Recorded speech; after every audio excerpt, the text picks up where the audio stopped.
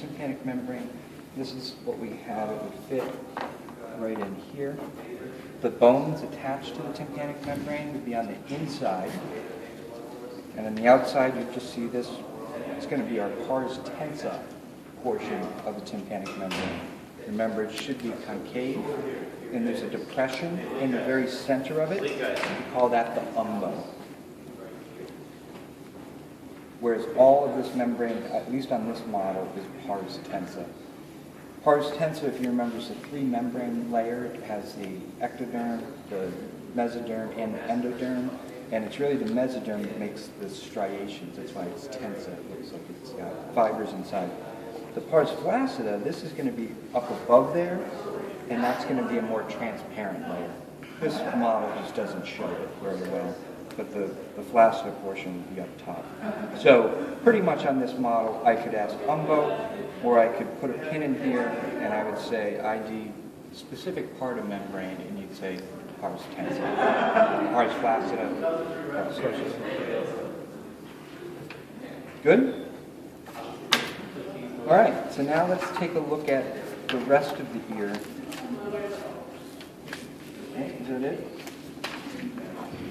And we'll start looking at the middle ear at least. Oh, one other thing that's not in the book that I could do, it's in the book, it's just not in this part. You guys remember, this is our external acoustic meatus here in the skull, right? So if I have a pipe cleaner and I would put it in here and say ID foramen, you would say external acoustic meatus. Okay. If I were to put a piece of tape onto this bone here, you guys know what you would call that? It's the tympanic part of the temporal bone. So where the external acoustic meatus, the bony portion of it is, that's the tympanic part of the temporal bone. If you remember, temporal bone has a bunch of different parts. It has its flat squamous part up here. It's got the petrous part right here, and it has a tympanic part right here. So tympanic part of the temporal bone. All right. So when you look inside then, in a normal person, you would see, here's our ear. This would be our external acoustic meatus coming in, and then you would have your tympanic membrane. And then most of the business part of the ear happens here in this space that's going to be our middle ear. That's the tympanic cavity right in here, so the middle ear. So that's packed full of cool stuff. The problem is we don't have a ton of it to show on the model. And so when we work our way through the middle ear, I'll give a quick description. Epitympanic recess, this is going to be on the roof, and we don't have a roof, so you can cross it off. The floor, this we can't see all so well here, but what I do want you to recognize is that we call the floor the jugular wall because, take a look at this model on the posterior side, this is going to be our jugular foramen, jugular canal. This down here is the jugular fossa. That's where the jugular bulb will be located. That's the beginning of the internal jugular vein. And if you notice, that's going to be right underneath where that middle ear is. And so it forms the floor of that tympanic cavity. So, where I won't ask anything about the floor there, I could take a skull and ask you, right here, ID fossa. And you'd say jugular fossa there. All right? Mastoid wall. So the posterior aspect and lateral aspect of the middle ear is all these mastoid air cells. So these air cells that fill up this mastoid process back here. What we could go ahead and ask you is put a piece of tape back here and ask you ID space, and you'd say mastoid air cells. Back in here. With big models. It's a little bit more obvious. Right. I got it. You got it? Yeah. So on this model, it would be, goodness gracious, tympanic membrane should be laying Right there. Where your left thumb is? I'm thinking the tympanic membrane would be laying right here. And I would have thought this would be the mastoid air cells, but yeah, so this is mastoid air cells right here. I wouldn't ask on this this one sucks. All right, so. In terms of the other pieces on here, Adidas, that just means the entrance is a small opening. That can get infected and close it off and cause infection in the mastoid air cells, cause mastoiditis. I wouldn't ask you Adidas, I would just ask you mastoid air cells. Back here also we're going to have a prominence for the facial canal, and we can't really ask you that either. That's going to be the facial nerve, travels in this posterior wall, goes down and exits the stylomastoid foramen. I could ask you for stylomastoid foramen right there. And what nerve passes through this? Facial nerve. But I wouldn't ask you about the facial canal in the middle ear. Prominence for the stapedius, I wouldn't ask you either, so that laminal eminence, I wouldn't ask you that. Opening for the chordotympany, again, it's just reminding us the chordotympany is located in here. I wouldn't be able to tag it, so you can cross it off. The anterior wall, this is going to be the opening of the pharyngotympanic tube. This I could ask you. So in this model, this is a good one. This bluish structure here, with the, I guess that's pink in the middle there, that's going to be your cartilaginous tube that we call the eustachian tube, or pharyngotympanic tube, or auditory tube, whatever you want to call it, but it connects the middle ear to the pharynx. So pharyngotympanic is the anatomically accurate way to describe it. So this is the pharyngotympanic tube, which means this would be the opening for that. As long as we're looking here, there's a muscle that runs along with it.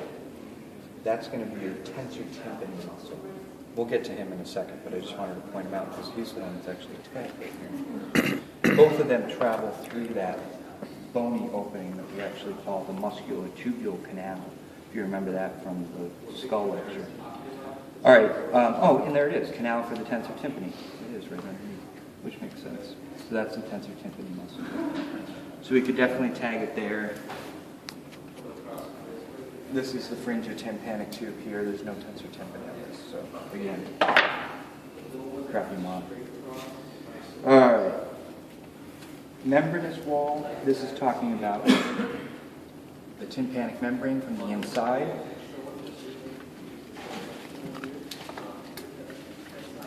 Chordotympany nerve. We've talked about this today a couple times. See this nerve? Well, you see this string that's running right here?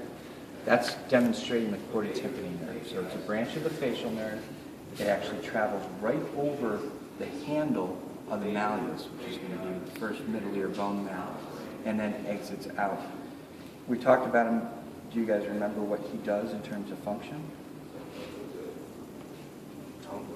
He does tongue, but what does he do for the tongue? Special sensory to the Special anterior sensory to tooth. the anterior tooth of the tongue. He is also visceral motor as well, but not to the tongue per se. He does two salivary glands down there, submandibular, sublingual glands. So that's the chordotympany there. I could potentially tag that. Dr. Purcell is really going to be pushing to do the chordotympany on his model. All right. Labyrinth wall. This is going to be the internal ear, and we didn't do much internal ear in this course, and I'm going to continue to say we're not going to do any real internal ear, but your cochlea would be back here, and your vestibular system would be back here. So you have 3 semicircular canals, 2 sacs which detect gravity, and then the cochlea to detect hearing back here. I would say go ahead and cross off oval window, round window, tympanic plexus and lesser petrosal nerve. You can cross off. The only thing on this wall that is easily recognizable is called the promontory, and that's that bulge right there. The promontory is caused by the first turn of the cochlea. He's a good landmark because the oval window will be above him here. The round window should be below. And if you look inside these skulls, you can actually see, this skull in particular,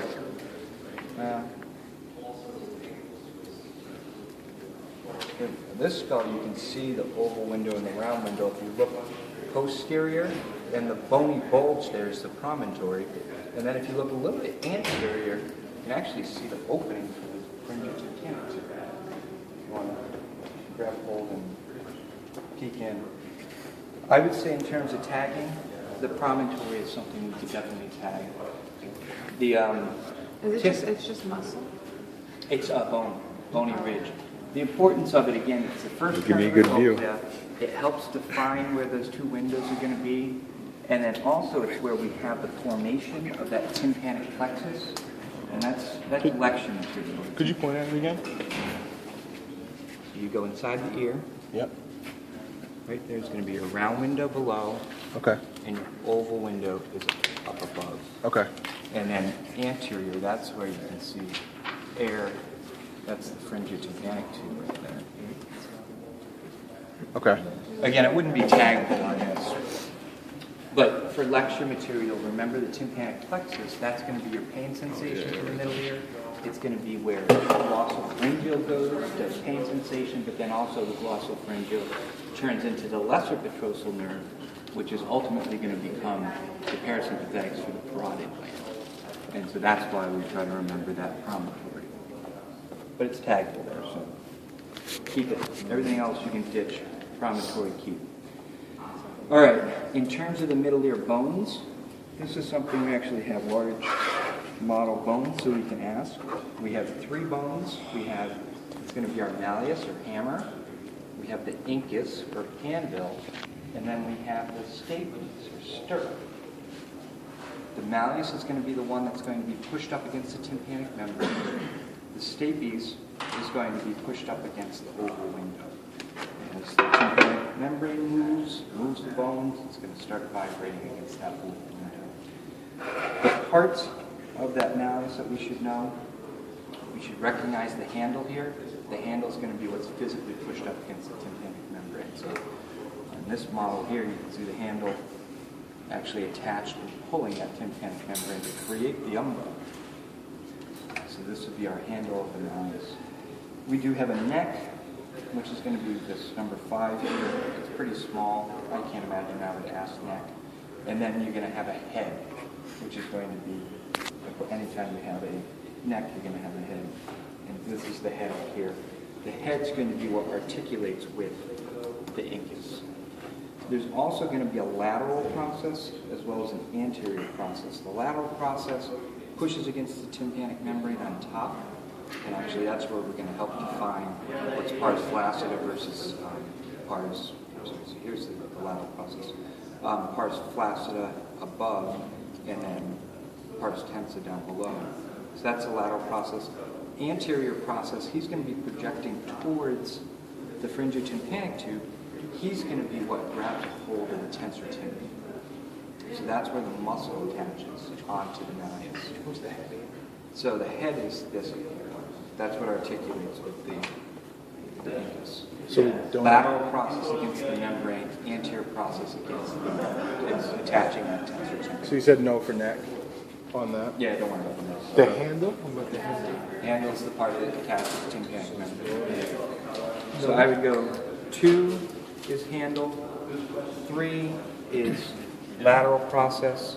I'm sorry, no, 3 is not lateral process. 7 is lateral process. 4 is anterior process. And then, I don't see a number. 6. Oh, 6 on top is the head. All right. In terms of the incus, this is going to be simpler. It's just going to have 3 parts to worry about. It's going to have a body, and that's, I think it's 10. No, I think that 10 is showing the long arm. This whole thing is the body, though. So you have a body, you have a short limb, and then you have a long limb. And that long limb is what's going to be ultimately communicating with, attaching to, articulating. That's the stapes. All right, so body, short limb, long limb articulates with the stapes. The stapes is going to have a head, which is this small little guy here, articulating with the long limb of the incus. That's 13. It's going to have an anterior and posterior limb, and the way that we can tell the difference between the anterior and the posterior is the anterior is going to be smooth. The posterior actually has a bump coming off of it. And I know that because the posterior is going to be what articulates with the, not articulates, but attaches to the stapedius muscle, because that's going to be posterior. So this 76 there is where the stapedius attaches. And so I know then that this has to be the posterior limb over here. The anterior limb doesn't have that. And then the annular ligament is going to be, so the foot plate is going to the oval window. And the annular ligament we really can't show, but that's would be wrapping around the foot plate, and that's what attaches it physically to that oval window. So, So you can probably cross off on So to put this into perspective, I mean, the bones are actually like microscopic, or? We can see, and I could probably pull out a handle and an incus. The stapes you can physically see, but it's really, I mean, it's a pinpoint hole that you see here, and it's really tough to pull out. It is pretty small. Yeah. I mean, it's all taking place probably in the size of all three bones, probably equal about that much of that scissors. I mean, they are small. We actually had at Idaho, Washington State University did the medical school program together between the two, and Cougar was their mascot. We used to have a cougar, and when a couple of the cougars, when it died, they had vets too. We collected penis parts, so we had 2 full cougar hospitals. All 3 bones, and they're bigger than us. And in fact, you saw differences in the limbs too, like the anterior limb of the malleus was huge because their tensor tympani is that much bigger. I'm not sure if people describe it as a muscle that might dampen sound vibrations when you're making loud noises yourself, because you can have that. You know you're going to make a loud noise. It has that time then to dampen the vibrations. So maybe the roaring of the cougar is the reason why they need a bigger tensor tympani so they don't blow their own eardrums out. That's crazy. But it did. It had a huge anterior limb on it. It was kind of, so their middle ear bones were bigger, and actually you could see it much better than the human. All right. Tensor tympani muscle. This is where we find it. I could say what muscle attaches that. I can't imagine I would, but I could do that. But this is probably where we tag tensor tympani. I could ask what nerve innervates this, and you would say, or what branch of trigeminal innervates it. V3. And it's going to be V3. Or what cranial nerve. If I ask what cranial nerve innervates it, I just want trigeminal. Okay. Stapedius is, oh no, I couldn't ask about tensor tympani attaching there because it doesn't. I could ask tensor tympani attaching now. Stapedius, this would be probably the only place I can ask stapedius is on the stapes. And innervation for that, facial nerve, as opposed to trigeminal. Alright, so again, tensor tympani attaching to the malleus, trigeminal. That's the anterior. Yeah, it's anterior. And then stapedius attaches to the stapes, facial. Have you been watching the time? Yeah.